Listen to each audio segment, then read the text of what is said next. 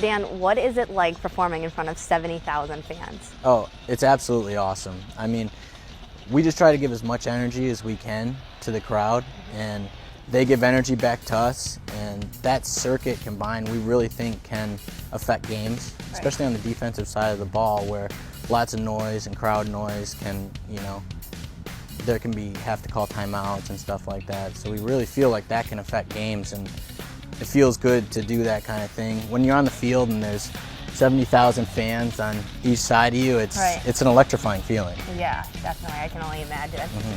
So tell us a little bit about where Stampede came from and how did this all come about? Stampede is put on by Downbeat Percussion. It's a group out of all of New York. A bunch of us come together to play. We've done gigs all over New York for a long time.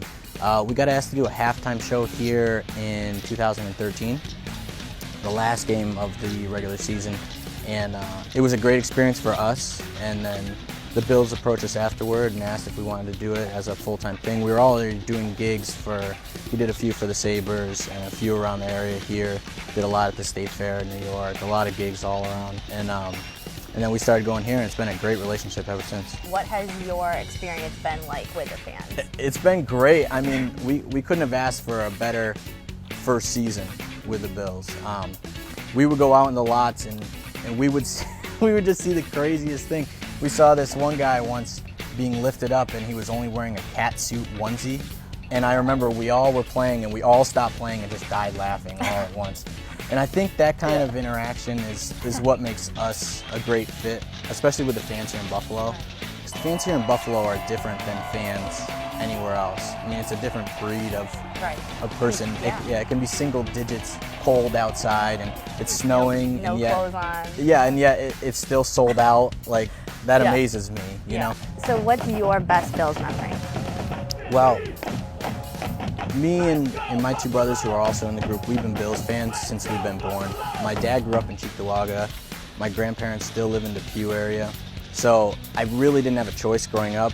I was a Bills fan. My dad said, no, you're not a Raiders fan, you're a Bills fan. So there wasn't a choice. So I've had a ton of memories growing up, but honestly, my favorite memory was actually last year.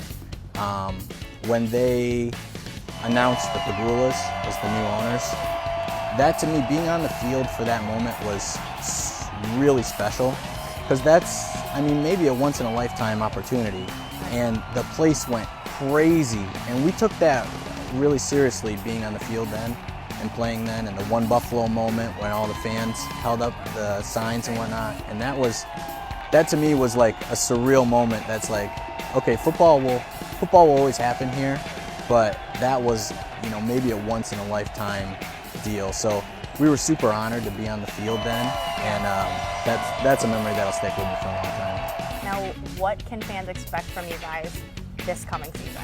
This coming season, we want to one up last year. I mean, last year was like the base, and now we're going up from here. So lots of gimmicks, lots of tricks, lots of glitz and glam fireworks, if you will. I mean, we have some stuff up our sleeve that I think is going to really entertain people. All right, Dan, thank you so much for your time, and we look forward to next season. Absolutely, looking forward to it. And guys, don't forget to tweet at me for a chance to get on BuffaloBills.com and have your story told. So go to @AlexanderBills.